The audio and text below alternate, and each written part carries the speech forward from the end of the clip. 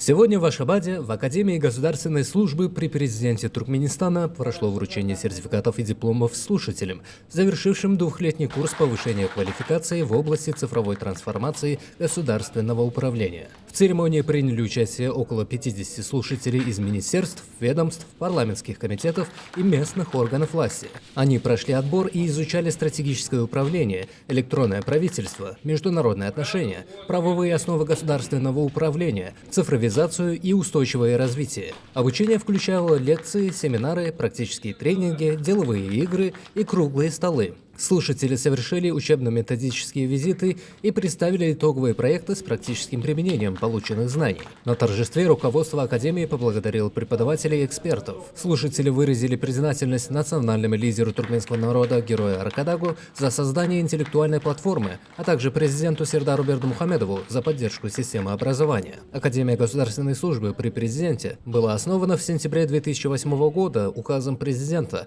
для повышения квалификации государственных служащих и сотрудников органов местного самоуправления. В заключение выпускники подтвердили готовность участвовать в реализации государственных программ и национальных приоритетов, направленных на внедрение цифровых технологий и устойчивое развитие Туркменистана.